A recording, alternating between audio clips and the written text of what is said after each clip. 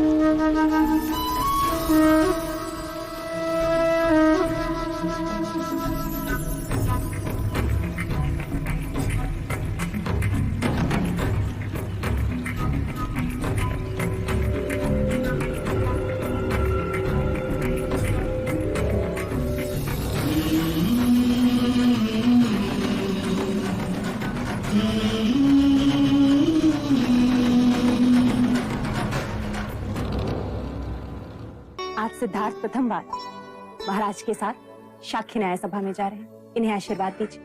सिद्धार्थ, गुरुवरे के पांव छू। सदायुषी भव, कीर्तिमान भव, कुल देवता सूर्य समान तेजस्वी भव। दीजिए। प्रसाद नहीं, आशीर्वाद। मेरा आशीर्वाद तो सदा आपके साथ है कुमार। कहाँ है आपका आशीर्वाद? मुझे तो नहीं दिख रहा।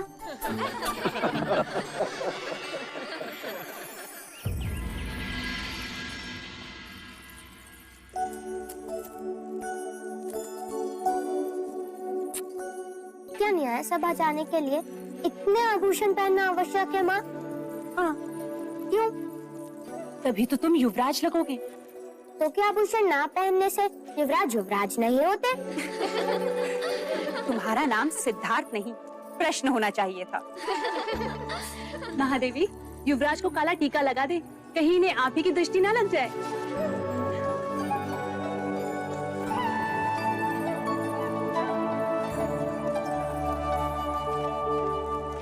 लीजिए देव, युवराज न्याय सभा जाने के लिए सज्ज है।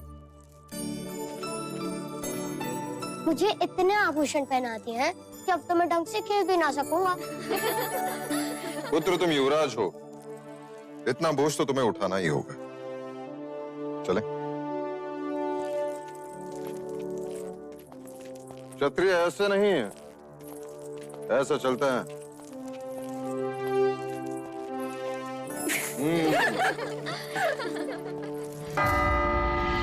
आप सभी का कपिल वस्तु की न्याय सभा में स्वागत है। और स्वागत है हमारे युवराज सिद्धार्थ का और कुमार देवदत्त का भी, जो आज प्रथम बार कपिल वस्तु की न्याय सभा में उपस्थित हुए हैं। युवराज सिद्धार्थ की! युवराज सिद्धार्थ की! युवराज सिद्धार्थ की! शांत हो जाइए, शांत हो जाइए।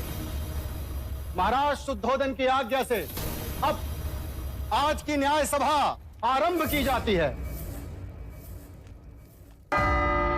अब दोनों किसान अपनी अपनी न्याय याचना लेकर महाराज के सम्मुख उपस्थित होंगे।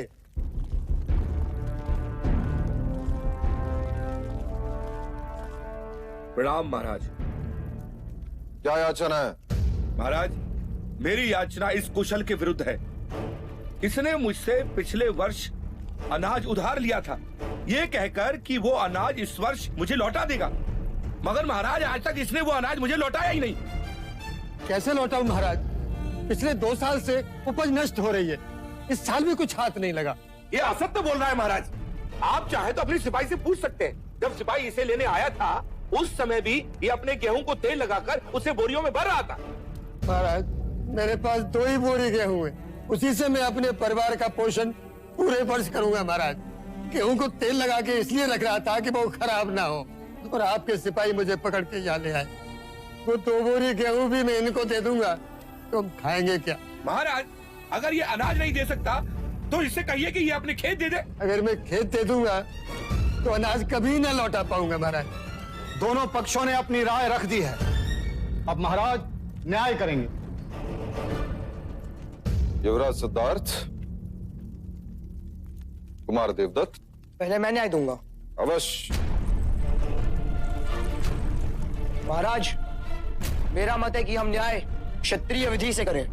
कुशल ने गौरी को दिया वचन पूरा नहीं किया, इसीलिए कुशल को अपना खेत गौरी को देना चाहिए। महाराज ऐसा न्याय न करें महाराज, हम नष्ट हो जाएंगे। दया करें महाराज। कुमार सिद्धार्थ, तुम कहो।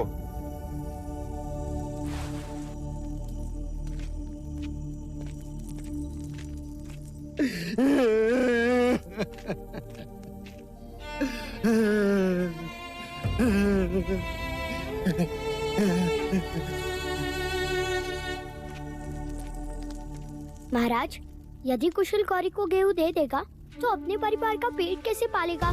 खेत दे देगा तो अनाज कहाँ से उगाएगा? और गौरी को उसका अनाज कहाँ से लौटाएगा? वैसे भी गौरी के पास अनाज का अभाव नहीं, इसलिए मुझे लगता है कि कुशल की अनाज लौटाने की अवधि बढ़ा दी जाए।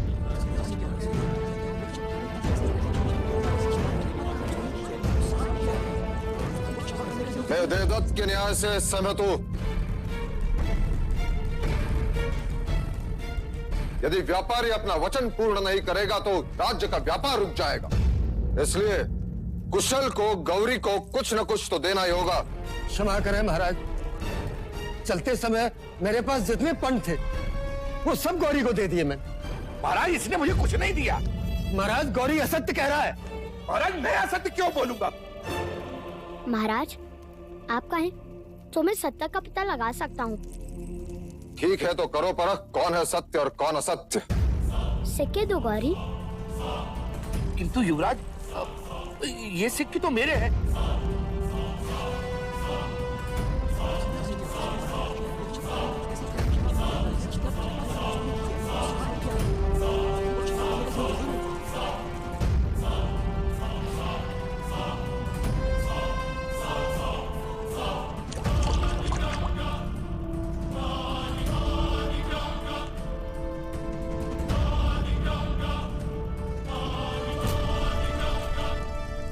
ये सिक्के कुशल के ही हैं।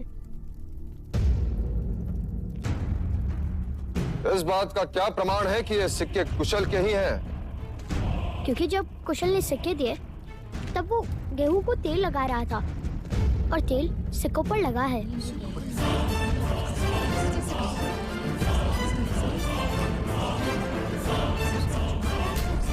महाराज,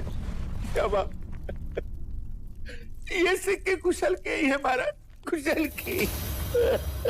इससे ये प्रमाणित होता है कि कुशल ने गौरी को सिक्के दिए थे और इसके नियत में कोई खोट नहीं। कुशल के अनाज लौटाने की अवधि बढ़ा दी जाती है और गौरी को असत्य बोलने के लिए 10 कोड़े मारने का दंड सुनाया जाता है। नहीं महाराज, नहीं महाराज, मुझे क्षमा कर दो, मुझे क्षमा कर दो। 10 सिक्कों के लालच ने मुझे अंधा बना दिया महाराज, अंधा बना दिया। मैं अगर आज के बाद असत्य बोलूं तो मेरे अनाज और खेत सब आपके। महाराज, गौरी को क्षमा कर दीजिए। अब से वो कभी असत्य नहीं बोलेगा।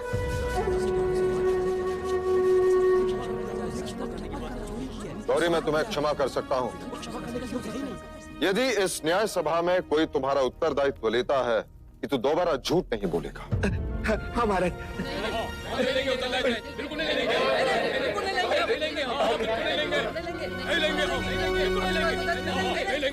देखा गौरी, तुम्हारा उत्तरदायित्व लेने के लिए कोई तैयार नहीं, इसलिए तुम्हें 10 कोड़े मारने का दंड। महाराज, गौरी का उत्तरदायित्व मैं लेता हूँ।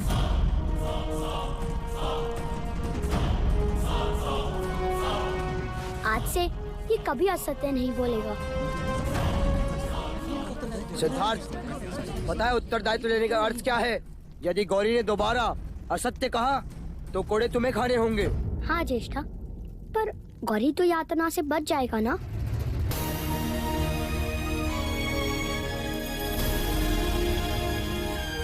युवराज सिद्धार्थ की जय हो। युवराज की, युवराज की, युवराज की, युवराज की, युवराज की, युवराज की, युवराज की, युवराज की।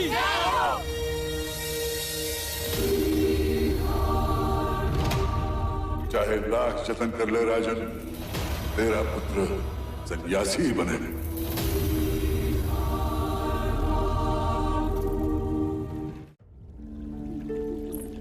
सारे नगर में सिद्धार्थ की न्याय कुशलता की चर्चा हो रही है।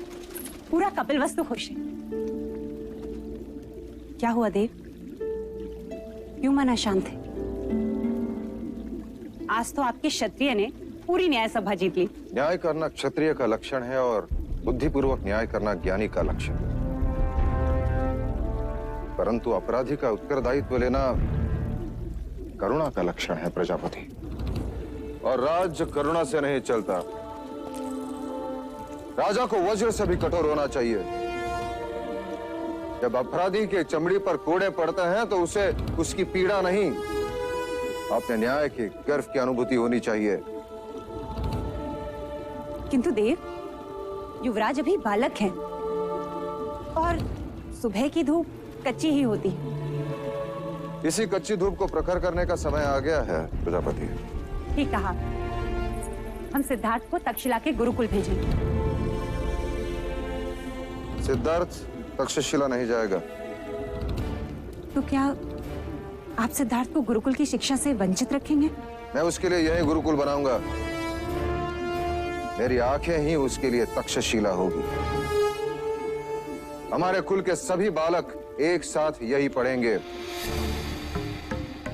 कपिलवस्तु में।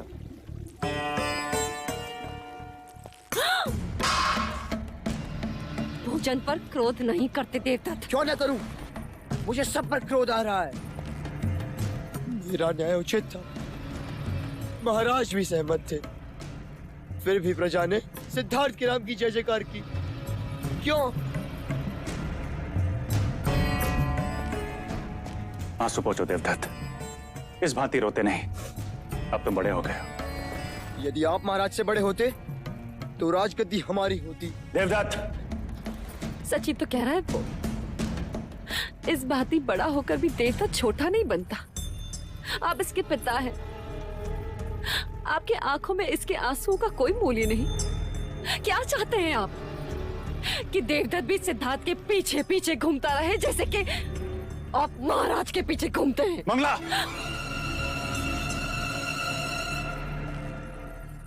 अब देखना देवदत्त के आंसुओं का मूल्य कौन चुकाता है, महाराज शुद्धोधन अथवा युवराज सिद्धार्थ।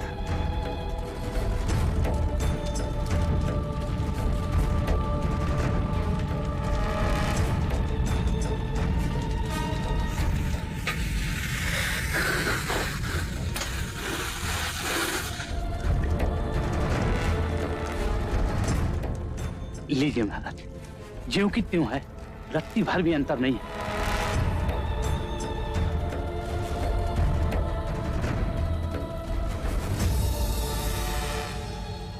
ध्यान रहे, किसी को पता ना चले। महाराज, अगर मुंह बंद करने का कुछ मूल्य मिल जाता तो।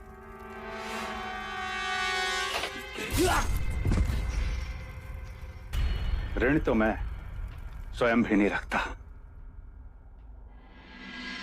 अरे अरे उधर नहीं, उधर नहीं, उधर नहीं, अरे उधर, अरे इधर, इधर, इधर, इधर, अरे उधर, इधर, इधर, अरे इधर, इधर, अरे इधर, इधर।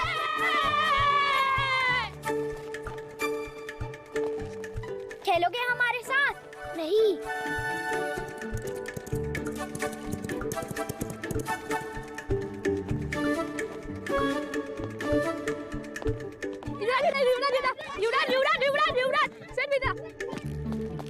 कुमार, वहाँ मत जाइए, वहाँ युवराज खेल रहे हैं। चल।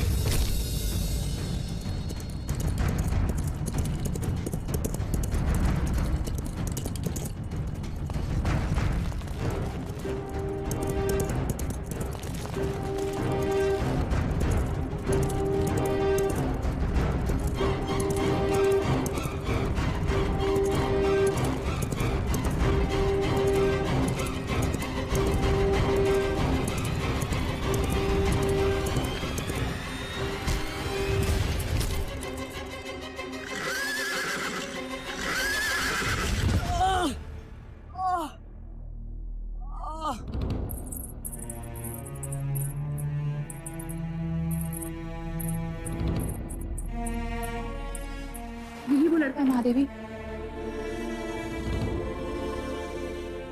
क्या नाम है तुम्हारा? चन्ना महादेवी। ये तुम्हारा पुत्र है सूर्य? जी। भीतर आओ। जी नहीं युवराज, मैं आज ठीक हूँ। वो सारथी पुत्र है, वो भीतर नहीं आ सकता। क्यों? वो ओछी जात के हैं, उन्हें छूते नहीं। ओछी जात? ये जात क्या है? जैसे आप युवराज हैं और वो सारथी पुत्र है। तो वो मुझसे भिन्न कैसे? आपका जन्म राजप्रासाद में हुआ है, इसलिए आप युवराज हैं, और वो छोटे घर में रहता है, इसलिए सारथी पुत्र है। इसमें क्या भिन्नता है? घाव होने पर उसे भी तो रक्त आता है। जब आप बड़े हो जाएंगे तो अपने आप समझ जाएंगे। पर मैं तो अभी समझना चाहता हूँ।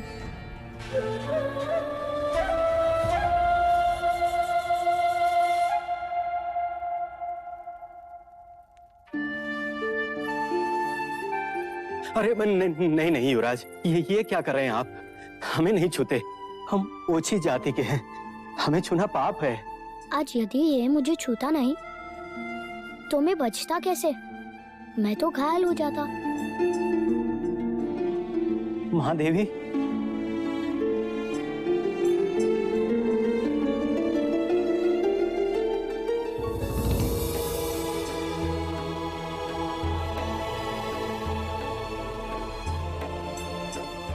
देवदत्त कैसा है?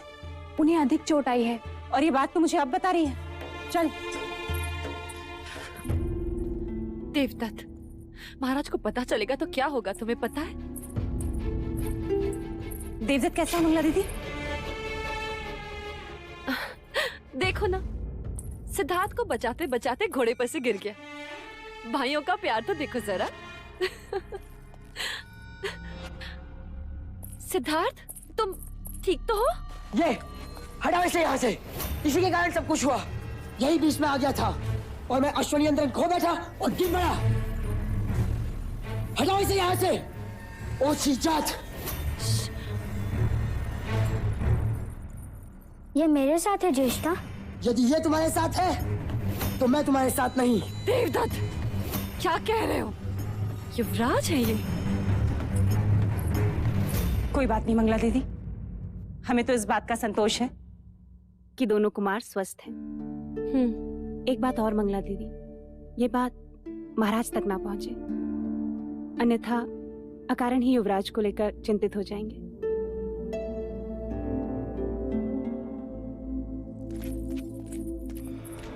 मैं भी तो यही चाहती हूँ कि महाराज को पता ना चले। देवदत्त, अच्छा अवसर चला गया हाथ से, अन्यथा आज तो मेरा आखेट बन ही जाता। आखेट करना है तो धैर्य रखना सीखो, अन्यथा स्वयं ही आखेट बन जाओगे।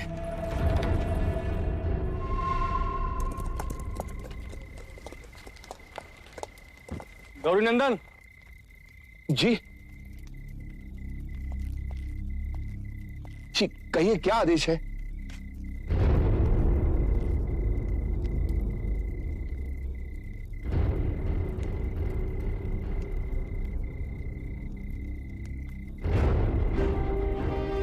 महाराज के आदेश का पालन होना चाहिए।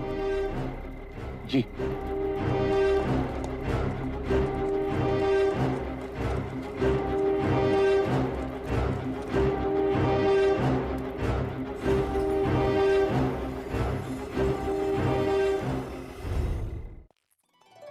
हम सब कहाँ जा रहे हैं यार? हम सब हर वर्ष की भांति वक्र मंगल उत्सव के लिए जा रहे हैं। तो क्या हर वर्ष की भांति अमिता बुआ भी आएगी? हाँ, आएंगी। और यशोधरा? वो भी आएगी। हरि ओम अग्निञ्जोतं पुरोदधे हव्यवाहमुपब्रवे देवा। महाराज, खेतों की उपज फूले फले, इसलिए भगनी और ब्राह्मणों को भोदान दीजिए। परंतु हमारी भगिनी अभी तक देवदास से आई नहीं गुरुवर।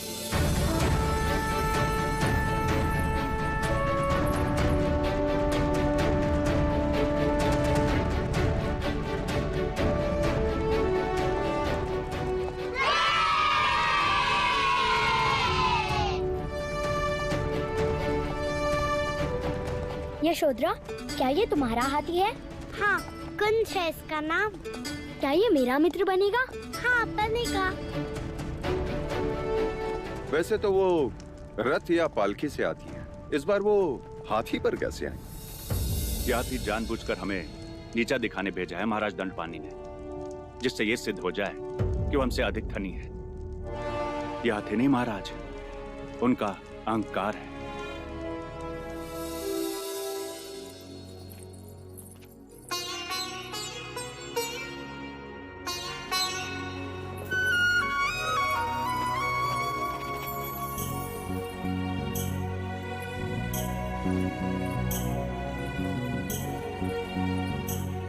पल्लू से ढक दिया मेरी पुत्री को। इसका अर्थ जानती हो क्या? अब से ये तुम्हारी हुई।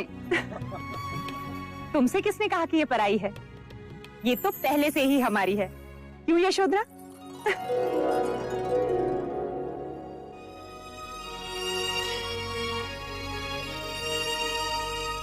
भैया, हर वर्ष की भांति इस वर्ष भी कपिलवस्तु के खेतों की उपज फले फूले।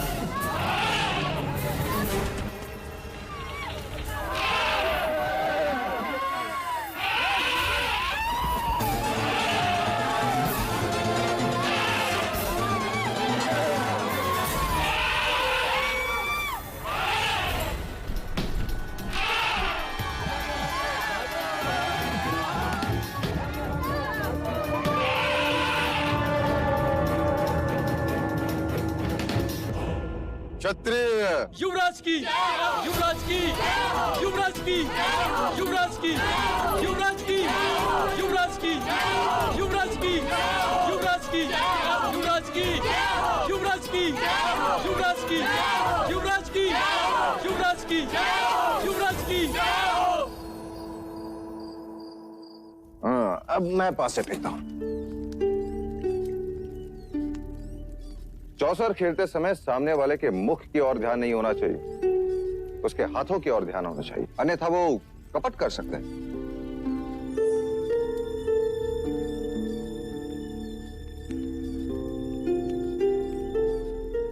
क्या उस हाथी जैसा तुम्हें मेरे सर पर भी कांटा दिखाई दे रहा है?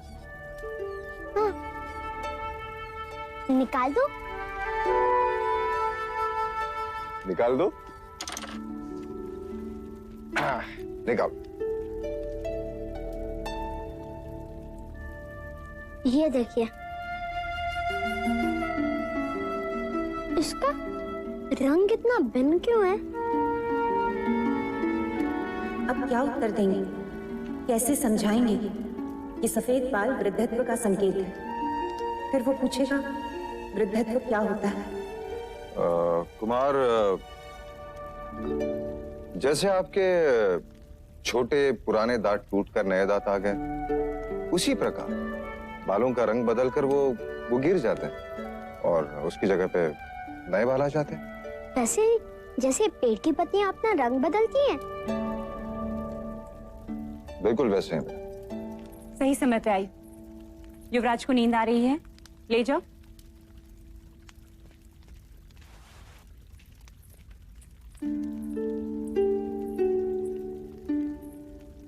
युवराज का ध्यान सूक्ष्म बातों पर, बुद्धि कशाग्र है और निरीक्षण तीक्ष्ण। आज तो बात टल गई, किंतु कल घोषणा कर दी जाएगी। राज प्रसाद में सब सर ढक कराएंगे और स्त्रियां सर पर मेहंदी के पत्तों का लेप लगाएंगे। केश का रंग बदल जाएगा। नहीं देव, क्या हम सिद्धार्थ को सच्चाई नहीं बता सकते? अतीत की आलोचना मनुष्य को उदास करती है और भविष्य की कल्पना उससे निर्बल। इसलिए वर्तमान में जियो प्रजापति। मेरे लिए हर वो सत्य असत्य है जो सिद्धार्थ को जीवन की व्यथा का परिचय दे। और हाँ, सिद्धार्थ को प्रातःकाल जगा देना, गुरुजन आ रहे हैं।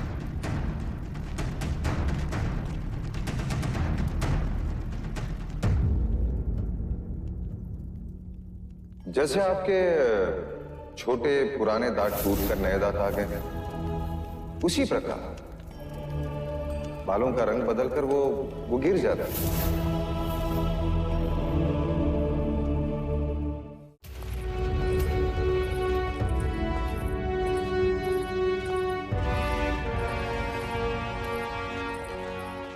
युवराज, ये सारे ब्राह्मण वेद के अंग हैं। गुरु कौंडिल्य आपको शास्त्र की शिक्षा देंगे। गुरु अश्वत्थपाल तुम्हें घुड़सवारी सिखाएंगे। राजनीति का ज्ञान गुरुवर्य तुम्हें देंगे। छंद एवं व्याकरण गुरुवर्य आपको सिखाएंगे। ये खगोल शास्त्र के वेद विज्ञान में कुशल है। आज से ये सारे ब्राह्मण तुम्हारे गुरु हैं। इनके आदेश का पालन करना तुम्हारा धर्म है। इनसे आशीर्वाद लो।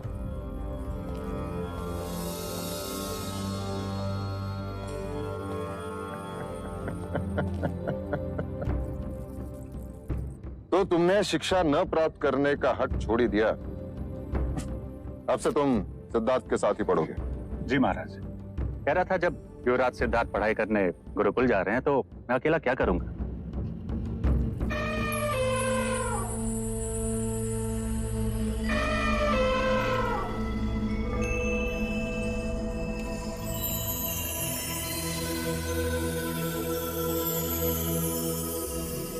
महाराज, हाथी और कुंवारी का सामने आना अच्छा शगुन है। युवराज अवश्य महान विद्वान बनेंगे। क्षमा करें गुरुवर्य, केवल महान विद्वान नहीं, महान राजा बनेंगे। ऐसा योद्धा जिसे संपूर्ण भारतवर्ष ने कभी ना देखा। सबको उच्चारण करते रहना होगा।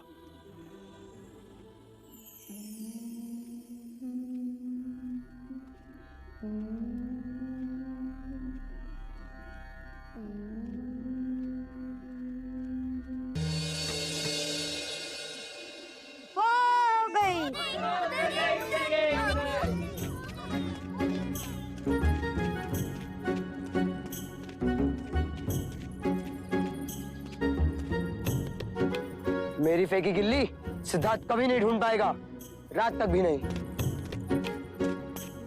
गिल्ली मिल गई।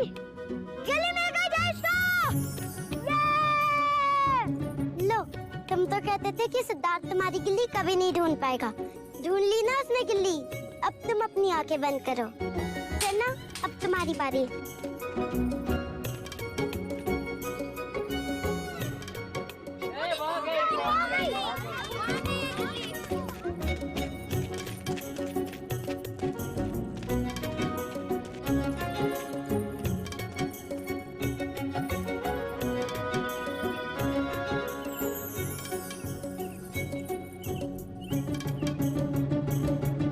मिल गई गिल्ली, मिल गई। ढूंढ ली मैंने, सिद्धार्थ से भी कम समय में। लेकिन ऐसा कैसे हो सकता है?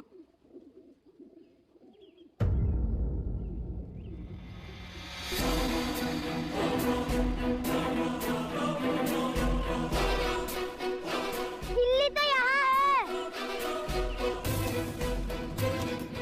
सिद्धार्थ इतनी जल्दी गिल्ली कैसे ढूंढ सकता है? अवश्य इसने कपट किया है। इसने हमें दूसरी गिल्ली दिखा दी। नहीं, सिद्धार्थ सत्य कभी नहीं बोल सकता। तो मैं सत्य बोल रहा हूँ। ध्यान रहे, मैं ज्येष्ठ हूँ। कपट सिद्धार्थ ने ही किया है।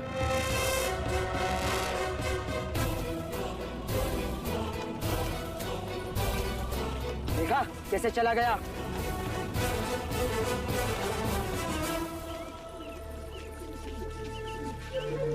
क्या हुआ सिद्धार्थ? क्या हुआ सिद्धार्थ को?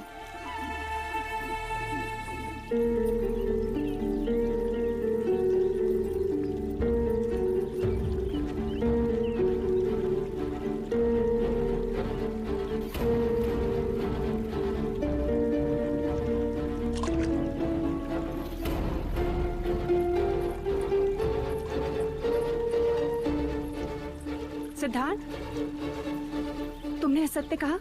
तुमने कपट से खेल जीता? महाराज को इस बात का पता चलेगा तो उन्हें कितना दुख होगा, जानते हो तुम? तुमसे यह अपेक्षा नहीं थी मुझे।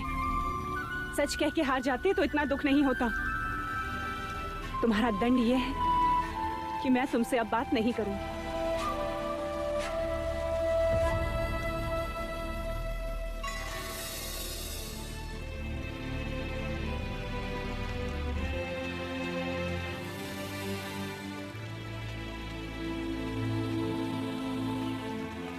यही है वो गिल्ली जो मैंने फेंकी थी। देखो, इसका कोना टूटा है। जैसा कि दिखाई हुई गिल्ली दूसरी थी। कपट सिद्धार्थ ने नहीं किया महादेवी।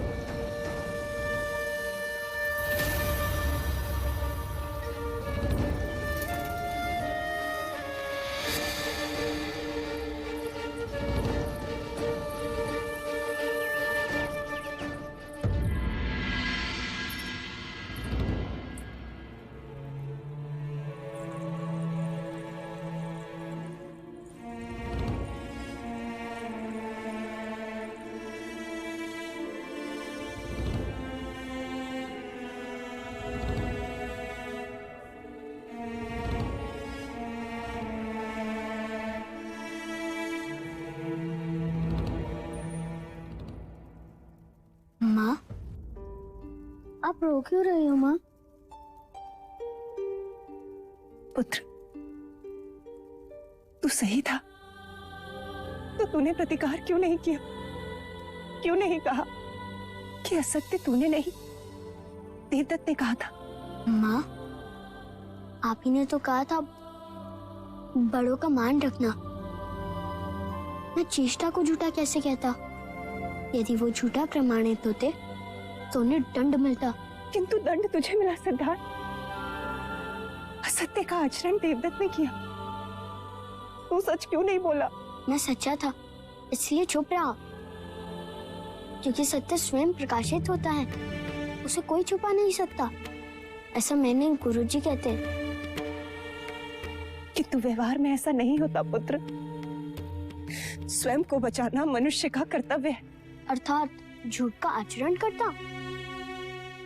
पुत्र, खरे सोने में भी जब मिलावट होती है ना, तभी आभूषण बनता है। अब से याद रखूंगा माँ। अच्छा बता, अब मेरा क्या प्रायश्चित है? अकारण ही तुझे दंड दिया।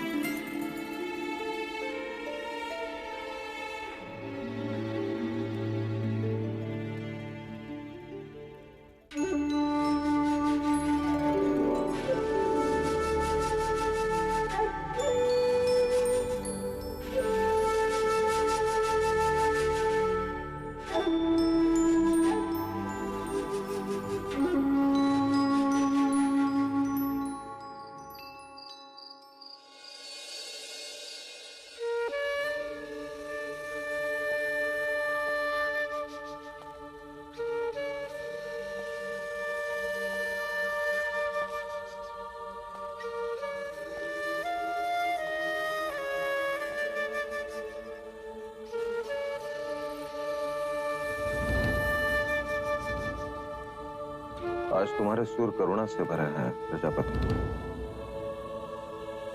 तुम दुखी हो।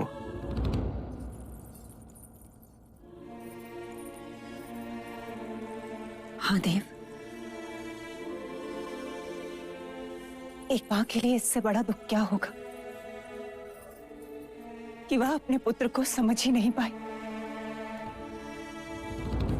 ऐसा लगता है जैसे 8 साल की उम्र में कोई 80 साल का विचारक बन दी।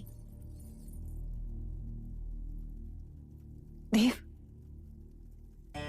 पत्थर सामने आ जाएं, तो पेड़ की जड़ें भी उन्हें काट कर अपना रास्ता बना लेती हैं। किंतु यह बालक, यह तो अपने बारे में कुछ सोचता ही नहीं। सामान्य मनुष्य स्वार्थ भी नहीं। उसे दंड देकर तुम स्वयं को दुखी कर रही हो प्रजापति। उसे लड़ना सिखाइए, सिद्धार्थ को लड़ना सिखाइए देव। तुम चिंता मत करो देवी। मेरे जीवन का ध्येय यही है कि सिद्धार्थ भारतवर्ष का सबसे बड़ा योद्धा बने। वो सम्राट सिद्धार्थ गौतम कहलाए।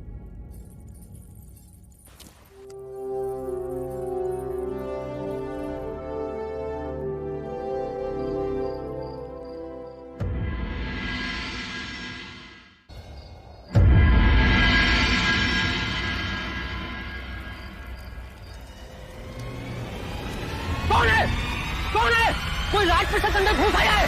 ढूंढ कर लाओ और जल्दी से दूसरी चौकी में सूचित करो, जल्दी। नई नगरी से कुछ लोग राज परिसर में घुसने का प्रयत्न कर रहे हैं। महाराज का जीवन संकट में है, हमें उसे किसी भी हालत में ढूंढना होगा।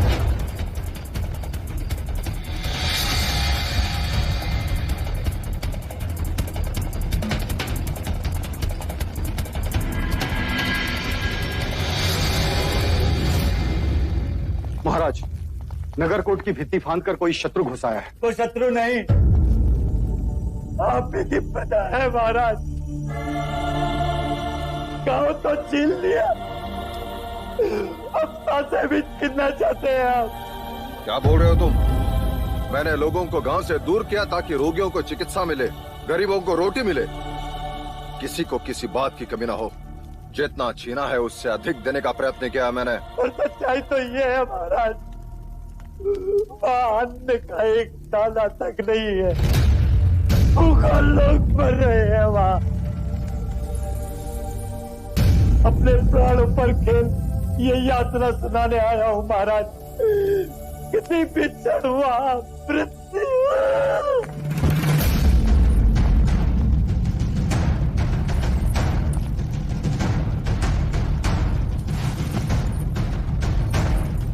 क्या हुआ इसे?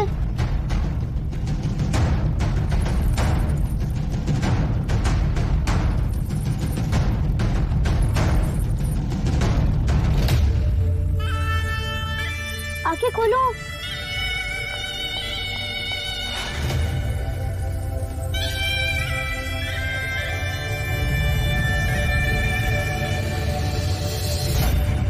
ये उठ क्यों नहीं रहा है? ये गिर क्यों गया? उठो। सिद्धार्थ, वो मर्यादा से अधिक सोमरस पी लिया था इसने, अपना संतुलन खो गया। जाओ उसे।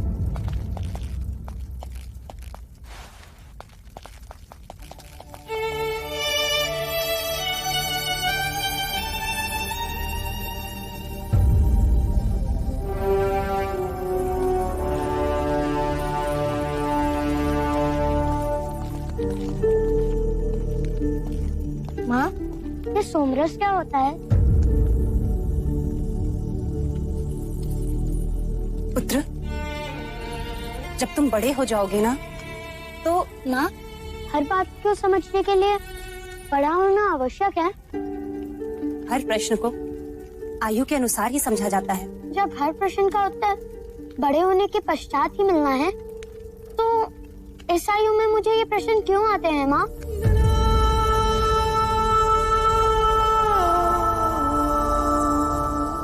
महामंत्री, इस माही की बात पर तुम्हें कितना विश्वास है? महाराज, माही का वचन और उसकी तलवार कपिल वस्तु के लिए हमेशा से निष्ठावान रहे। यदि आज वो रोगी नहीं होता तो हमारी सेना का नेतृत्व कर रहा होता। द्रोणोदन।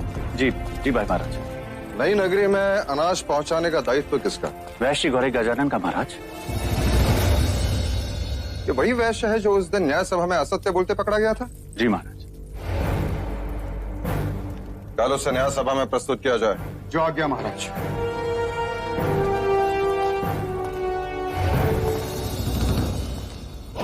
नहीं भाई महाराज, वैश्य गौरी गजानन कल न्याय सभा में प्रस्तुत नहीं।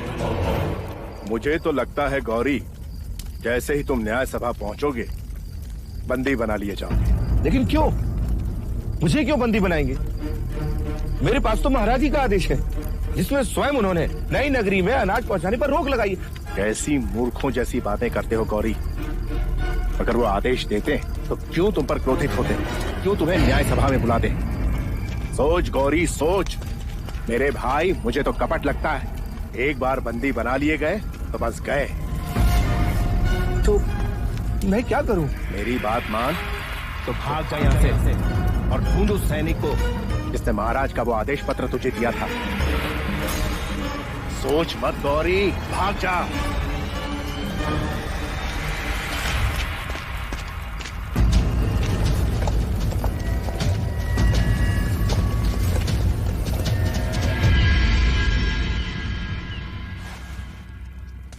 क्या वैश्य गौरी गजानन उपस्थित हैं?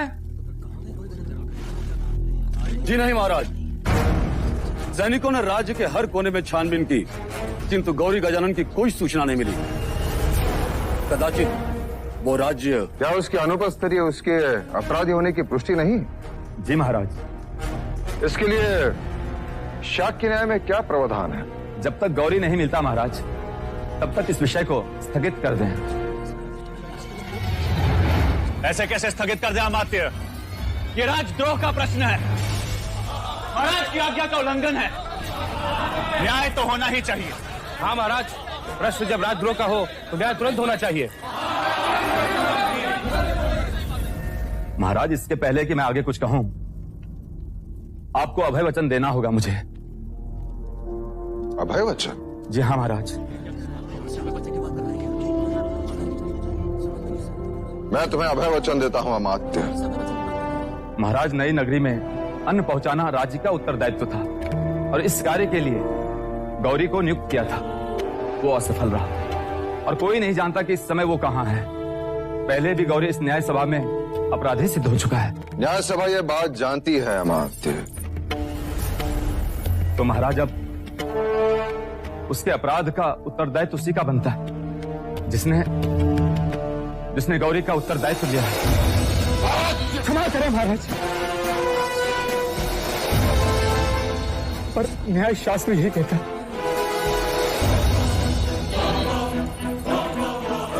तुम्हारा संकेत युवराज सिद्धार्थ की ओर है। भाई महाराज, आप क्रोधित ना हो और इसे क्षमा कर दीजिए। भाई महाराज, कदाचित अमात्य ठीक कह रहे हैं। हमें इस न्याय को स्थगित कर देना चाहिए। नहीं द्रोणोदन, न्याय होगा, अवश्य होगा। परंतु भाई महाराज, युवराज सिद्धार्थ तो बालक हैं। वो कैसे गौरी के अपराध के उत्तरदायी हुए? उत्तरदायित्व लेने वाले को कल दंड गृह में प्रस्तुत किया जाए। न्याय वही होगा।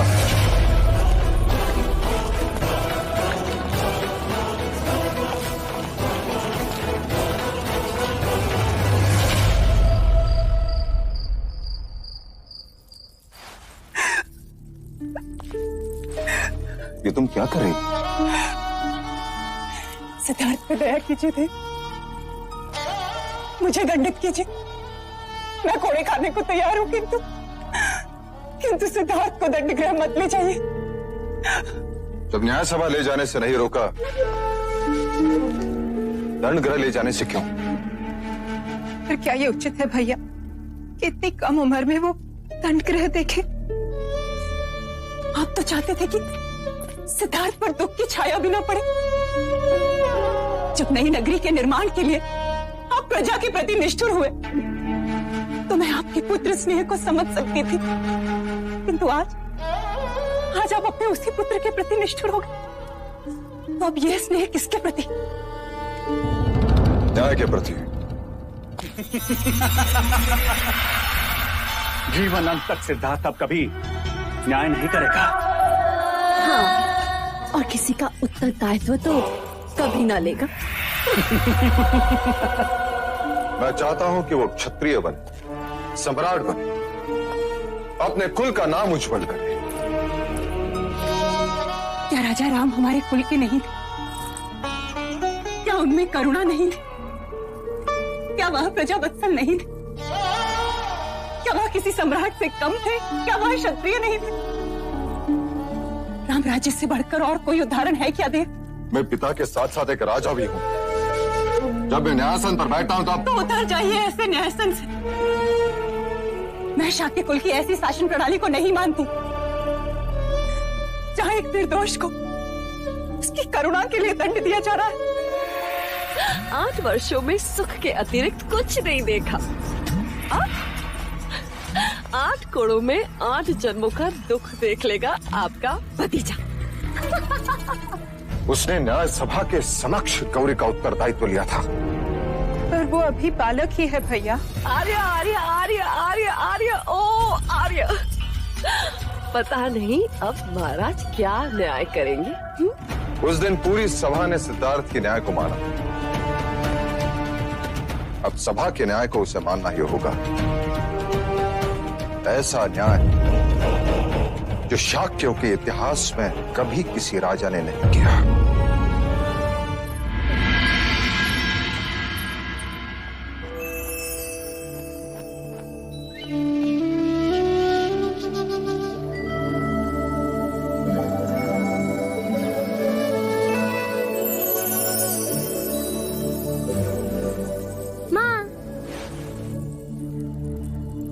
सुबह से ढूंढ रहा था तुम्हें और तुम यहाँ हो।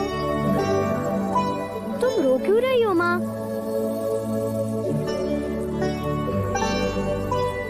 पिछली बार जब मैं गुरुकुल जा रहा था तब भी तुम रो रही थी। जब भी मैं कोई नई जगह जाता हूँ तब तुम रोने लग जाती हो। और लौशिका कह रही थी कि आज मैं दंडगृह जा रहा हूँ। महादेवी, हम युवराज को लेने आए। हाँ हाँ चलो। माँ मैं दंडगृह देख कर आता हूँ।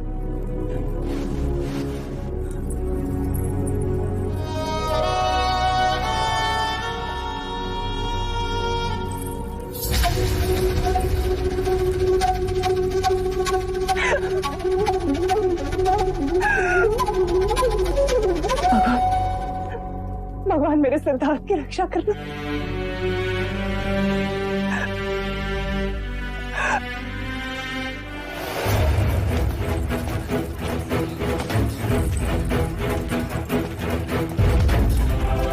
इतनी छोटी आयु और इतना बड़ा दंड।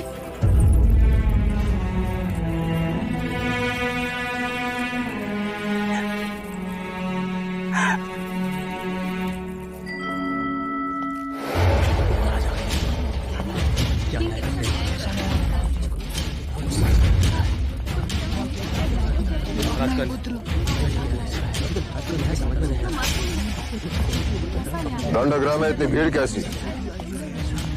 महाराज, यह भीड़ न्याय की विनती के लिए है। कृपा कर आप अपने न्याय को स्थगित करते महाराज। हाँ भाई महाराज, मैं आकाश पाताल लेकर उस वैश्य गौरी को ढूंढ निकालूंगा। उत्तरदायित्व लेने वाले को उपस्थित किया जाए।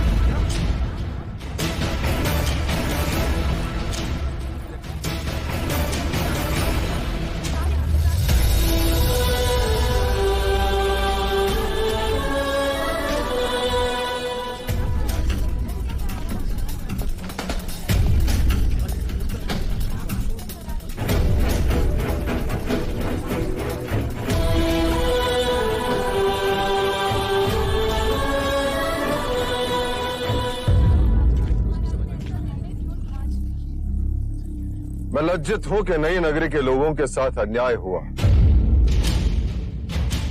अन्न पहुंचाना राजा का कर्तव्य है और यह दायित्व मैंने गौरी को दिया था। उसने दोबारा अपराध किया तो उसका उत्तरदायित्व लेने वाला उसके दंड का अधिकारी है।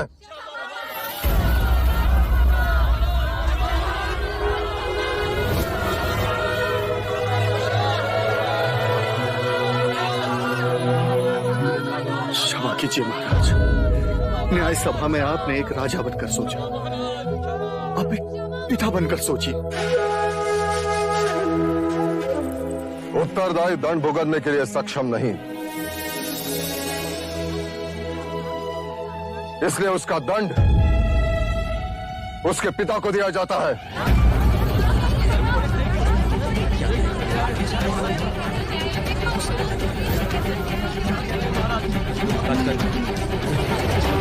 भाई महाराज, आप ये क्या कह रहे हैं? दंड देना राजा का धर्म था और दंड भुगतना पिता का धर्म है। परंतु महाराज, इसका युवराज सिद्धार्थ पर क्या असर पड़ेगा? मेरे पुत्र को यह ज्ञात हो जाएगा कि बिना सोचे समझे झूठे मनुष्य का उत्तरदायित्व लेना भी अपराध है। करुणा से राज्य नहीं चलते। महाराज, उठाओ कोड़ा, मैं तैयार हूं।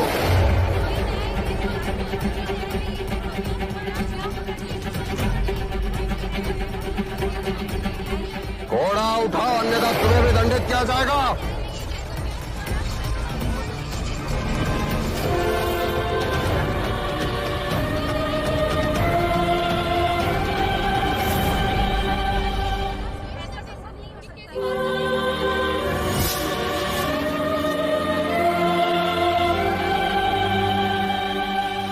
महाराज, महाराज, महाराज, महाराज, सॉरी,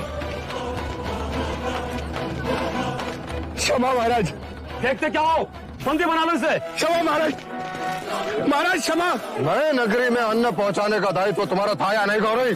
था महाराज। तो आगे का पालन क्यों नहीं हुआ? क्योंकि महाराज वो भी तो आप ही का आदेश था। क्या?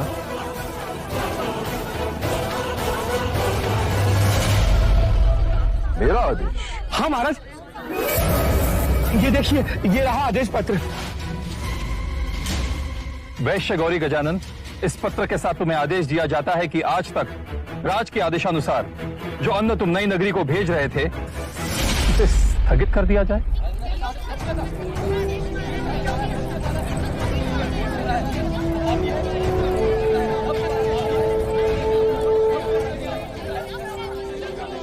ये पत्र खोटा है, मैंने ऐसे कोई आदेश नहीं दिया।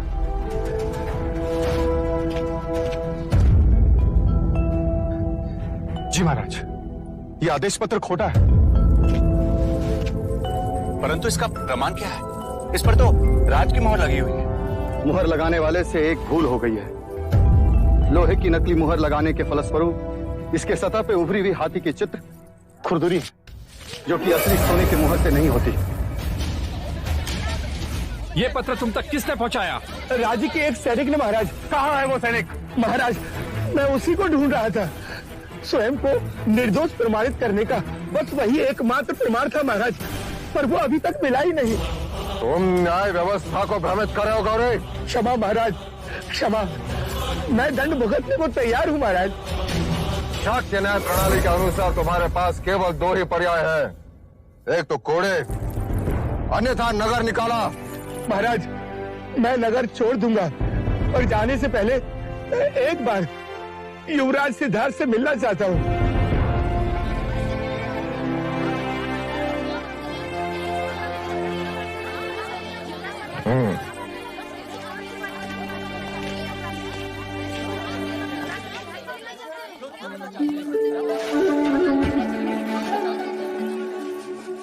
आपने मुझे सत्य के मार्ग पर चलना सिखाया। आपका विश्वास बना रहे, इसलिए मैंने किसी भी तरह का लालच न करके कोई भी छल कपट नहीं किया। सत्य स्वयं प्रकाशित होता है। आज नहीं तो कल अपराधी अवश्य दंड पाएगा।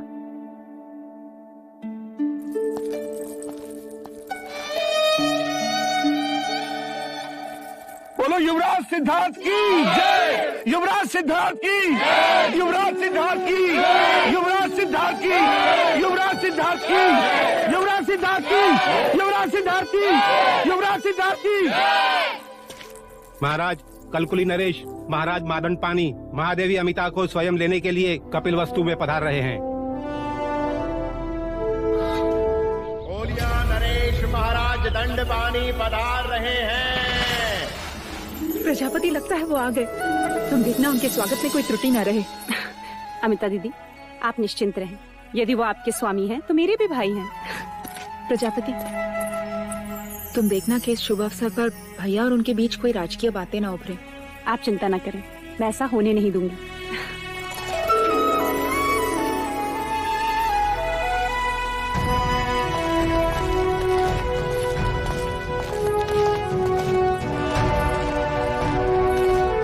कपिल वस्तु में कोलिया नरेश महाराज दंड पानी के आगमन से हमारा अभिमान और बढ़ गया है।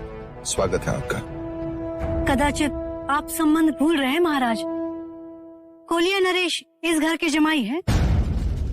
और एक जमाई ससुराल स्वागत का अवसर कैसे जाने दे सकता है?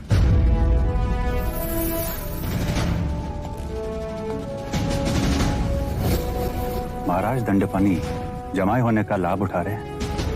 आपसे अपने चरण धुलवाना चाहते हैं। तशला लाइए। चरण प्रक्षालन के बाद ही जमाई भीतर कदम रखेंगे।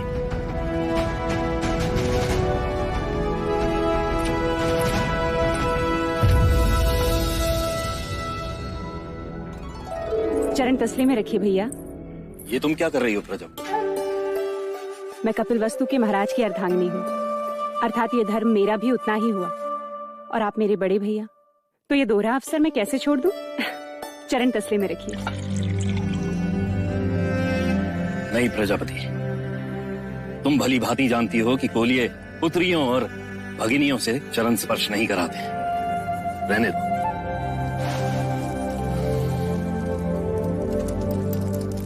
कपिल वस्तु में आपका स्वागत है भैया। स्वागत है आपका।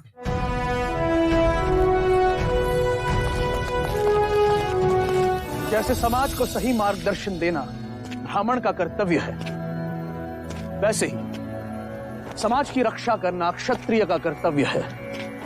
और क्षत्रिय बिना शस्त्र के अधूरा है। शस्त्र हमें सुरक्षा प्रदान करते हैं और इन शस्त्रों का ज्ञान देने आए हैं राजा मितोदन।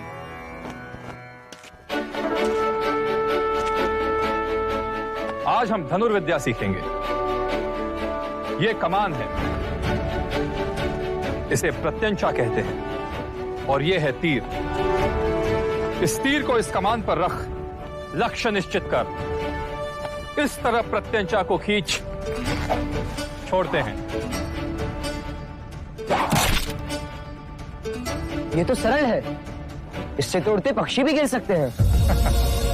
हाँ कुमार देवदत्त, परंतु ये विद्या निरंतर अभ्यास से ही प्राप्त होती है।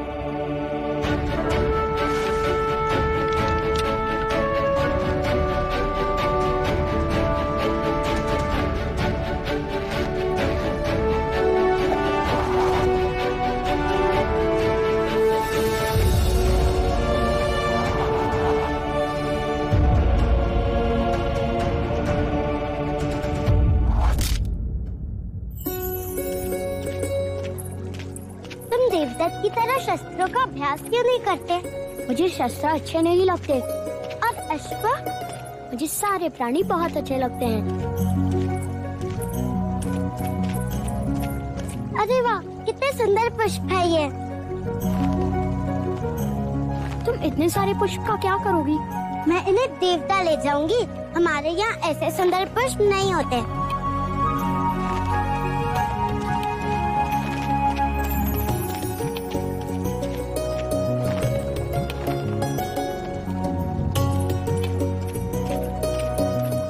ये लीजिए।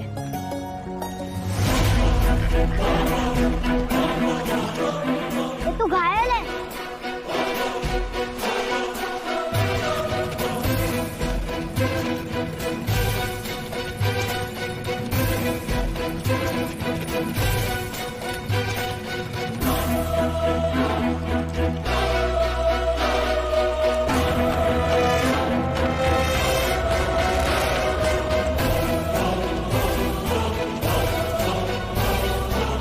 देखा सिद्धार्थ, मैंने उड़ते पक्षी को मार गिराया।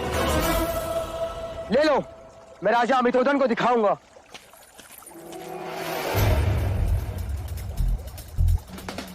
सुना नहीं तुमने? ये मेरा आखेट है। इसे मैंने बचाया है। ये पक्षी मेरा है। तुम अपने ज्येष्ठा का अपमान कर रहे हो सिद्धार्थ। मैं अपना कर्तव्य कर रहा हूँ ज्येष्ठा। आखेट क्षत्रिय गुण है और रक्षा क्षत्रियों का कर्तव्य। यदि तुमने मुझे ये पक्षी नहीं लौटाया तो अच्छा न होगा। नहीं देगा वो आपको। क्या कर लोगे? मैं इसी घड़ी न्याय सभा में जाकर महाराज से याचना करूंगा। हाँ, जाओ। मैं महाराज के आदेश की प्रतीक्षा करूंगा।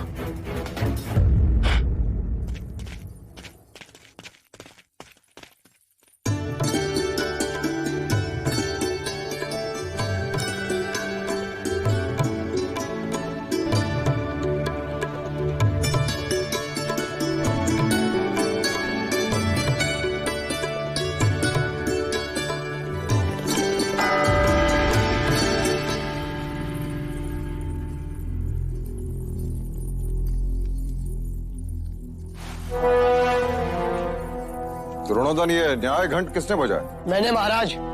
महाराज मुझे न्याय चाहिए। देवदत्त? क्या बात है देवदत्त, तुम इतने क्रोधित क्यों हो? आप ही बताइए महाराज। मैंने तीर चलाया, एक पक्षी का आखेट किया, तो उस पर किसका अधिकार हुआ? ये तो उजाले में परछाई जैसी सरल बात हुई। जिसका तीर आखेट उसी का। महाराज, आखेट मैंने किया, पर युवराज सिद्धार्थ ने वो पक्षी मुझसे छीन लिया। मुझे अपना अधिकार चाहिए।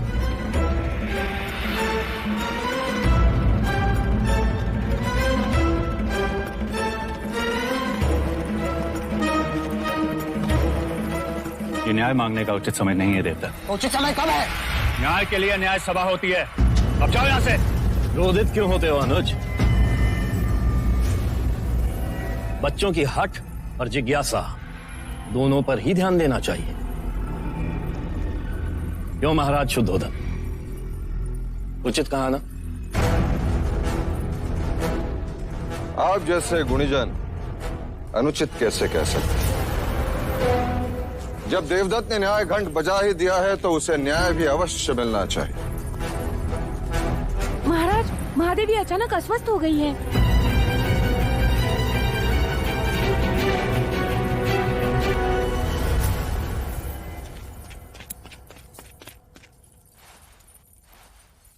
क्या हुआ माँ? आंखें खोलो। क्या हुआ इन्हें? सुबह प्रार्थना करते समय अपना संतुलन खो बैठी और गिर गई। माँ, क्या आपने भी माही जैसे सोमरस पान किया था जो गिर गई?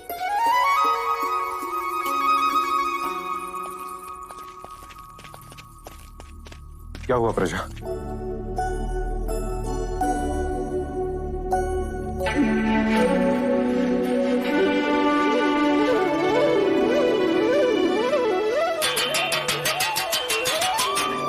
शुभ समाचार है भैया।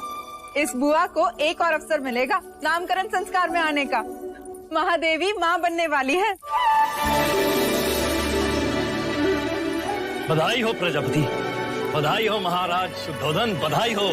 बधाई हो भाई महाराज। अनुज, कुलगुरु से शुभ मुहूर्त निकालकर ये समाचार कपिल वस्तु में पहुंचा दो। उत्सव का आगमन होने वाला है, कोई कमी नहीं होनी चाहिए। हाँ महाराज, अब कपिल वस्तु को कोई चिंता ही नहीं रही।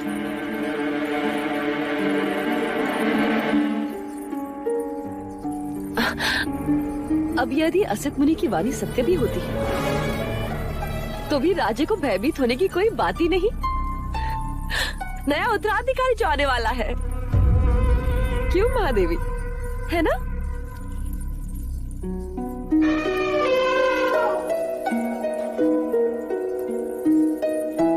मेरा मित्र कुंज आ गया। चलिए मैं आपको उससे मिलवाता हूँ। अरे अभिनंदन। अरे चलिए। वैसे सत्य कहा है आपने। सिद्धार्थ को एक और भाई मिल जाएगा लड़ने के लिए। लड़ने के लिए? ये कैसी अशुभ बातें कर रहे हैं आप भी? जो देख कर आ रहा हूं वही कह रहा हूं अमिता। कुमार देवदत्त ने आज ही युवराज के विरुद्ध न्याय याचना की है। याचना? हाँ, और कल भरी सभा में उस पर सुनवाई भी होगी।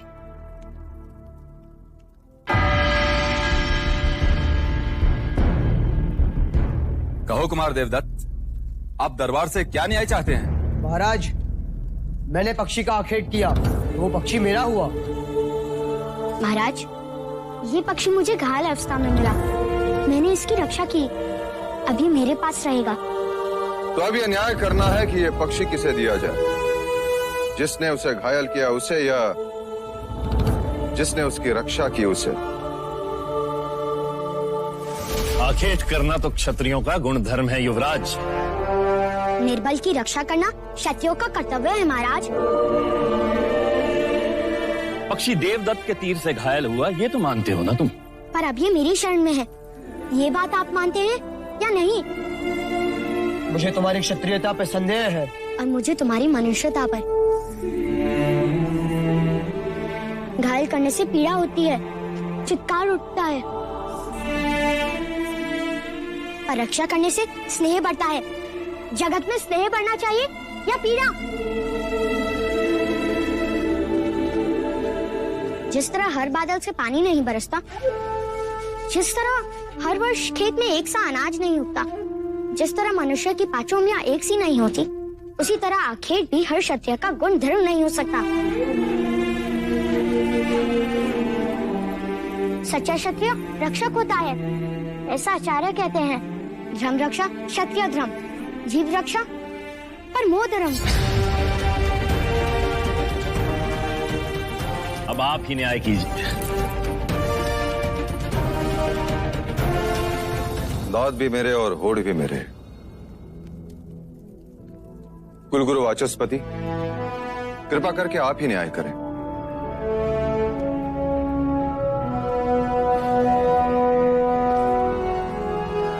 राजन, प्रश्न ये है कि इस पक्षी पर अधिकार किसका है? एक ने क्षत्रिय गुण धर्म दिखाए और एक ने क्षत्रिय धर्म। मैं भी असमर्थ हूं राजन। अब ये न्याय तो स्वयं पक्षी ही कर सकता है।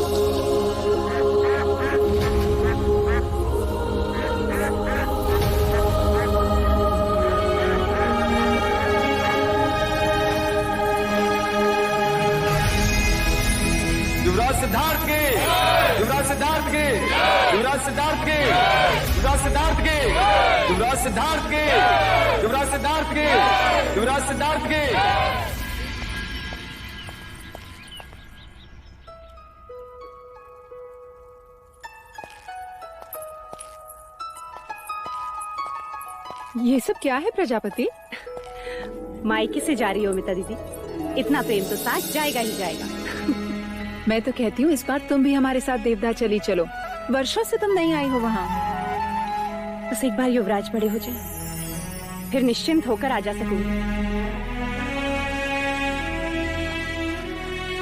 इतने सारे केले देवदा तक जाएगा ये? इसे भूख लगे और रास्ते में कुछ ना मिले तो? मित्र होने के नाते मेरा भी तो कर्तव्य है कि मैं इसका ध्यान रखूं। मैं भी तो तुम्हारी मित्र हूँ, तुम मेरे लिए कुछ नहीं लाए? वाह, इतने सारे पुष्प, ये तुम लाए? नहीं, मैं लाया हूँ। देवदत्त तुम? हाँ, तुम्हें ये पुष्प बहुत पसंद है ना? हाँ, बहुत। वैसे अब पता नहीं फिर कब मिलना हो। बहुत जल्द। ये बुआ नामकरण के समय तो आएगी ही, और कह देती हूँ आने वाले युवराज का नाम ये बुआ अपने पसंद से ही रखेगी। यशोधरा, सिद्धार्थ कहाँ है? पता नहीं, मैं भी उससे ही ढूंढ रही हूँ। सिद्धार्थ, सिद्धार्थ। ये देखो, कुंज ने देख लिया सिद्धार्थ को। कहाँ थे तुम? तुम्हारे लिए भेंट लाने गया था। कहाँ है? दो।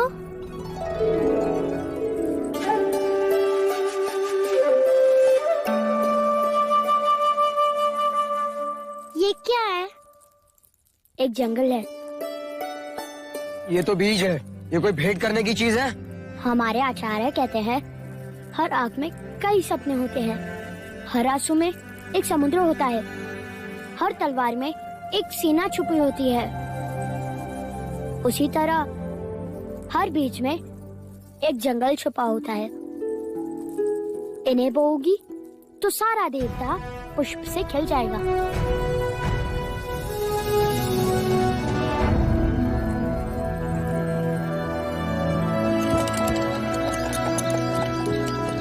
तुम्हारी याद आएगी। याद आने से स्नेह बढ़ता है। जगत में स्नेह बढ़ना चाहिए, ऐसा आचार्य कहते हैं।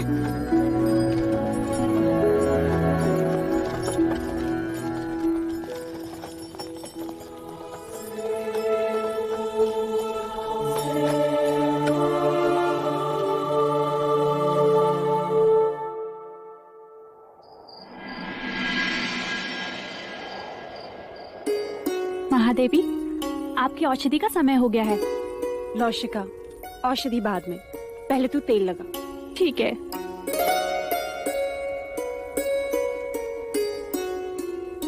महादेवी, शुभ समाचार सुनकर मन प्रसन्न हो गया है, मानो पंख लग गए हो। हट। ऐसा लग रहा है जैसे मैं हवा के साथ दौड़ रही हूँ। परसों बाद इस परिषद में लोरियां गूंजेगी, किलकारियां सुनाई देगी, है ना? हाँ। पर एक बात समझ में नहीं आई महादेवी। वो क्या मंगला दीदी?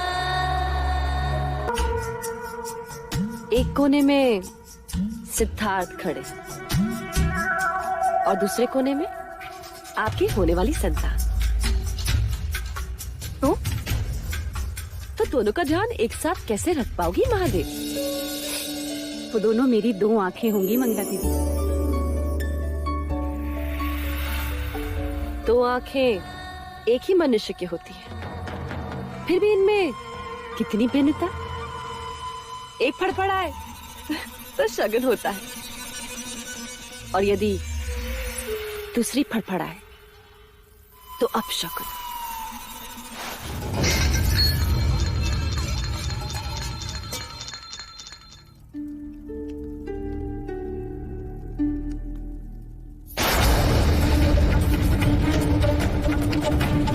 केवल सिद्धार्थ को देखोगी तो अपनी संतान के साथ अन्याय करोगी, और केवल अपनी संतान को देखोगी महाराज को दुख पहुंचाओ। राजा, मुझे वचन दे कि तू मेरे सिद्धार्थ को उसकी सगी मां बनकर पालेगी। सिद्धार्थ को एक और भाई मिल जाएगा लड़ने के लिए। ये संतान हर शर्त आपके आगे प्रश्न बनकर खड़ी रहेगी महादेवी। मुझे वचन दे कि तू मेरे सिद्धार्थ के सारे इच्छाएं पूरी करेगी।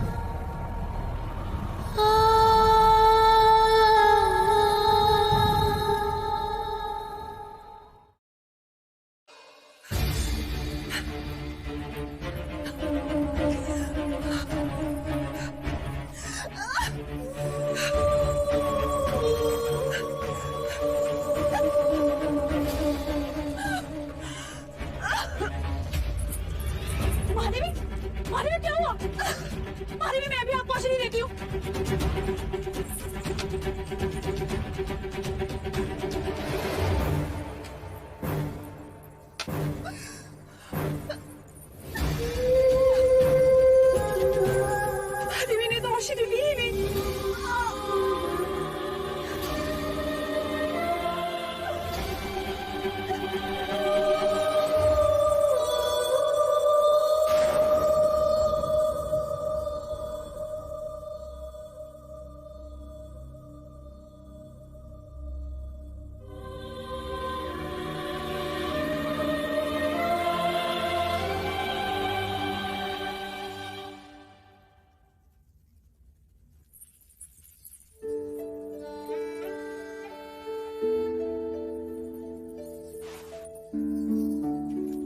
आपके गर्भपात का समाचार सुनकर बहुत पीड़ा पहुंची है मुझे।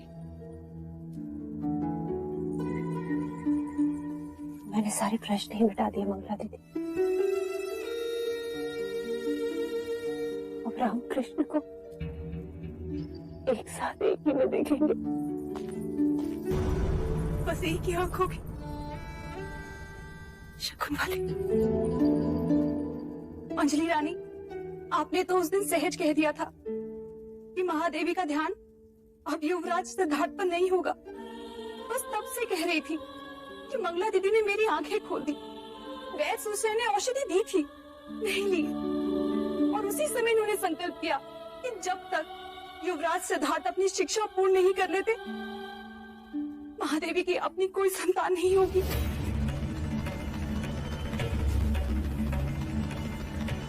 इतना बड़ा त्याग।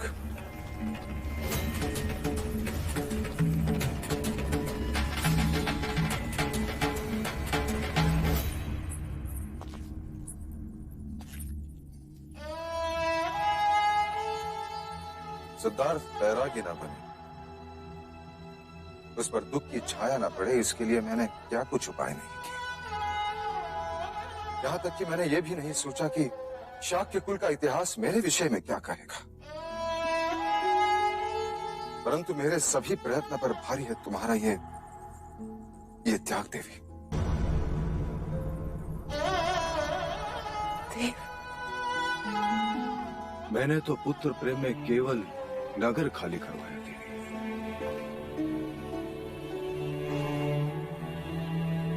परंतु तुमने युवराज सिद्धार्थ के लिए अपनी कोख खाली कर दी। ये प्रमाणित कर दिया कि संबंध केवल रक्त से नहीं, प्रेम से भी बनते हैं। तुम्हारे जैसे मां का दृष्टांत कदाचित ही आने वाले इतिहास में कोई होगा। तुम्हारी इस भीष्म प्रतिज्ञा पर मैं नतमस्तक हूं देवी।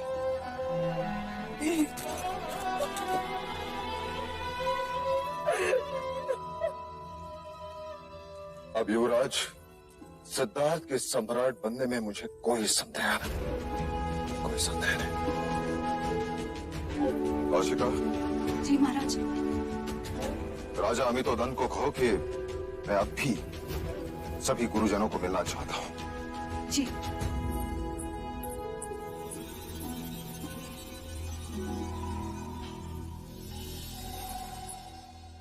गुरुवर्य कौंडिन्य, कैसे चल रहा है शाक्य कुमारों का प्रशिक्षण? उत्तम, अति उत्तम महाराज। कुमार सिद्धार्थ को वेदों की प्रत्येक ऋचा स्पष्ट अर्थ सहित कंठस्थ है। ओम पूर्णमदः पूर्णमिदं पूर्णात् पूर्णमुदच्यते पूर्णस्य पूर्णमादाय पूर्णमेवावशिष्यते। ओम शांति शांति शांति। अप्रतिम। वेदों से संबंधित कुमार सिद्धार्थ के जटिल प्रश्न हमें सावधान रखते हैं महाराज। सत्य प्रत्यक्ष भी होता है, परोक्ष भी। ये विद्या हम नहीं समझे। दो सत्य। क्या तुम इसका उत्तर दे सकते हो सिद्धार्थ? ज्येष्ठा, प्रत्यक्ष सत्य वो होता है जिसका प्रमाण तुम दे सकते हो। अर्थात वर्षा हुई और नदी का जल स्तर बढ़ा, परोक्ष सत्य। अर्थात वर्षा नहीं हुई फिर भी नदी का जल स्तर बढ़ा, ऐसे कैसे? क्योंकि पहाड़ों में वर्षा हुई और पानी नदी में बह गया और नदी का जल स्तर बढ़ गया। जिस सत्य का हम प्रमाण नहीं दे सकते वो परोक्ष सत्य है। महाराज, अश्व सवारी में भी अति निपुण है युवराज।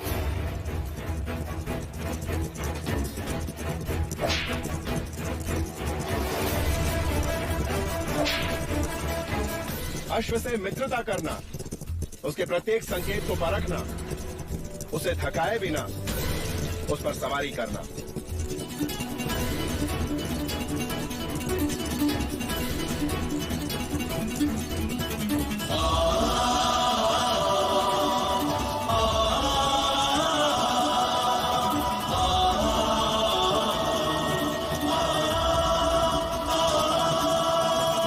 वाक चातुर्य अद्भुत, संगीत ज्ञान अकल्पनीय, नृत्य की भाव भंगिमाओं की भी जानकारी है और शब्दों से ज्यादा आंखों से बात करते हैं युवराज। और शस्त्र अभ्यास, आयुध विद्या में कितने पारंगत हैं युवराज?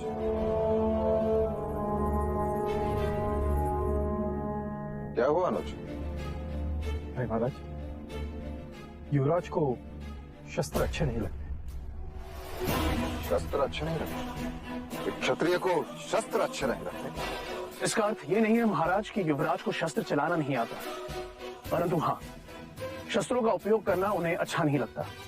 हाँ महाराज, केवल यही एक दोष है युवराज में। दोष युवराज में नहीं, दोष आप में है गुरुवर्य। मैंने आपको आदेश दिया था कि युवराज को ऐसा योद्धा बनाओ कि संपूर्ण भारतवर्ष के योद्धा उसके समक्ष नतमस्तक हो। अवश्य ऐसा ही होगा महाराज। मिट्टी में छुपे लोहे से तलवार बनने में समय तो लगता ही है, पर हमें धैर्य रखना होगा।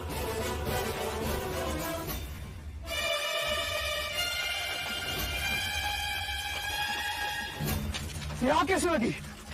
गुरुजी, हम कुटिया बना रहे थे, अचानक देवदत्त भैया ने आके उसमें आग लगा दी। हाँ गुरुजी, उस वक्त चलना कुटिया के भीतर था। देवदत्त, देवदत्त, तो तुमने ये किया? हाँ। क्यों? आपको पाप से बचाने के लिए। कुटिया बनाते समय अछूत चन्ना ने मदद की थी, इस कारण। केवल इस कारण तुमने कुटिया जला दी? हाँ गुरुजी, अछूत के हाथों बनी कुटिया में आपको कैसे रहने देता? देवदत्त, तुम्हारी गुरु भक्ति से मैं बहुत प्रसन्न हूँ। आज से तुम्हें एक अधिकार देता हूँ, मेरा मल मूत्र तुम उठाओगे।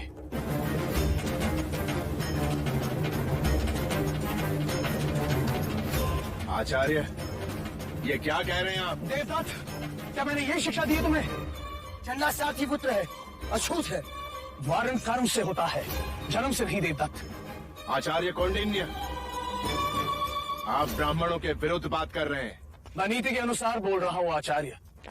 न ब्राह्मण श्रेष्ठ है, न क्षत्रिय, न वैश्य, न शूद्र, सभी एक ही रचना के विभिन्न भाग हैं।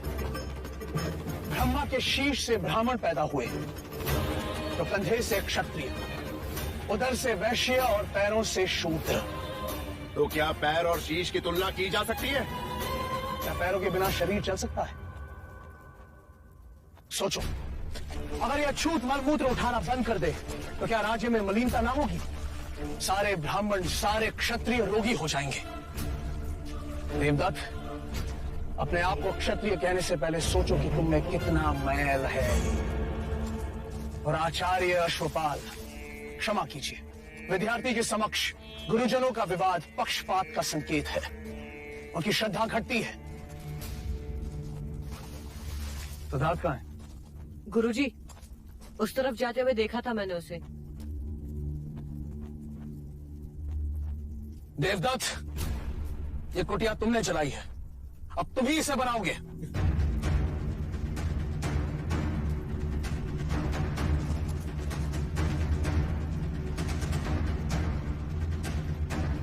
पक्षपात तो अब होगा आचार्य कौंडिन्य। देवदत्त को सिद्धार्थ से कुशल ना बनाया तो मेरा नाम आचार्य अश्वपाल नहीं।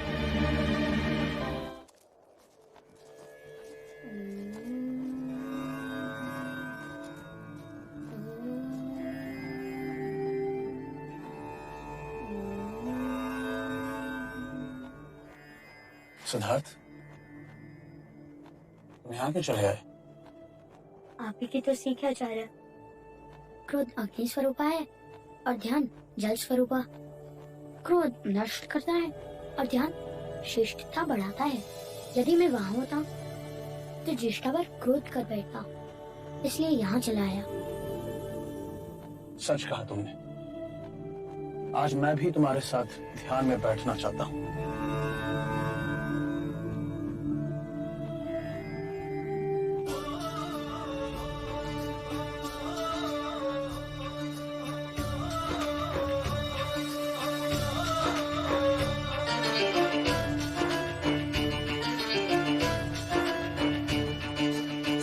शास्त्र कंठस्थ हुए और जब तब ज्ञान का चलन हुआ।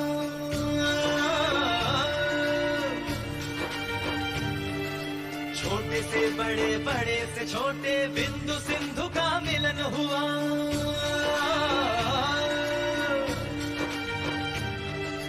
बढ़ने लगी सृष्टि की संपदा, मीन विहत सब मिलने लगे। चारों दिशाएं खिली खिली सी, जीव से जीवन बढ़ने लगे, जीव से जीवन बढ़ने लगे।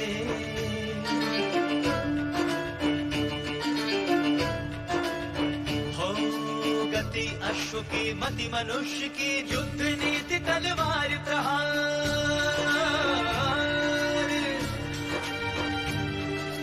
वार शब्द का ज्ञान हो गया, बन गए सुख दुख जीत हार।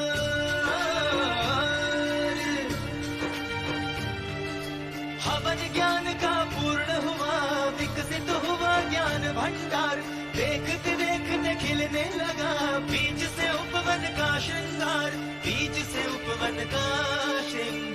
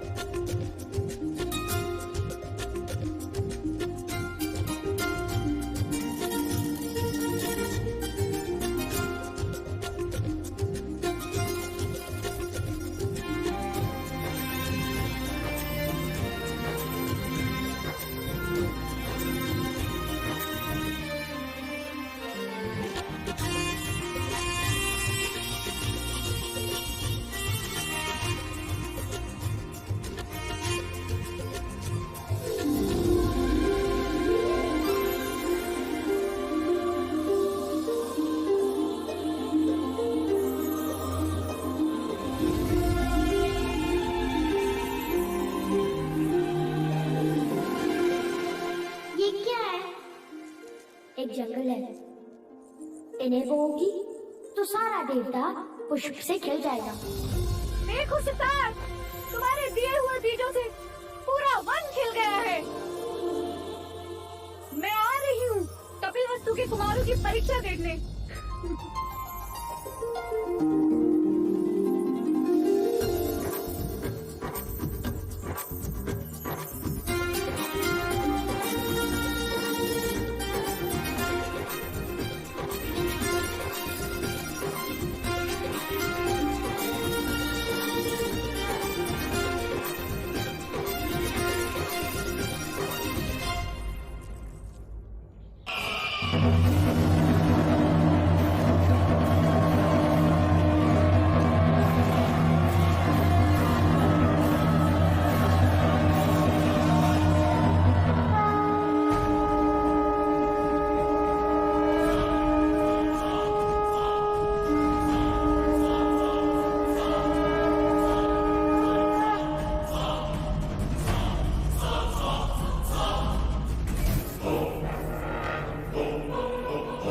अवसर है राजा देवदत्त। तेरी तलवार पूरी तरह से सिद्धार्थ पर भारी है, समाप्त कर दो उसे। ना रहे बांस, ना बजे बांसुरी। ना रहेगा सिद्धार्थ, ना होगा उत्तराधिकारी। राजगद्दी पर अपना अधिकार सिद्ध कर दो। वशुपाल ने कहा है प्रथम परीक्षा तुम्हारी ही होगी सिद्धार्थ समक्ष।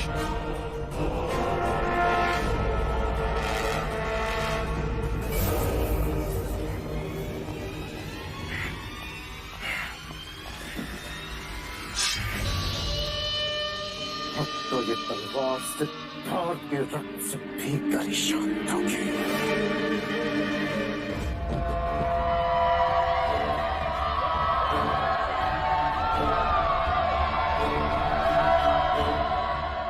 आज दो की जोड़ियों में प्रतियोगिता होगी। जो श्रेष्ठ होगा वही दूसरे प्रतियोगी के साथ युद्ध करेगा।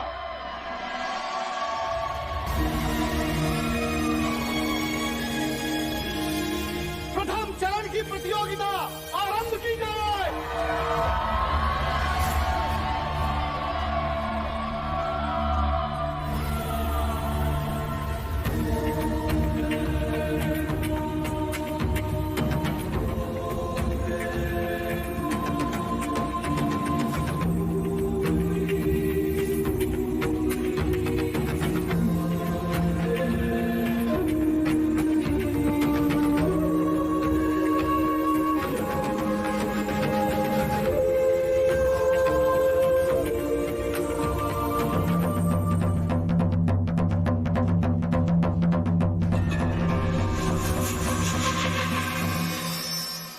साम दाम दंड भेद मार जो भी हो, परंतु सर्वश्रेष्ठ मेरा देवदत्त ही होना चाहिए।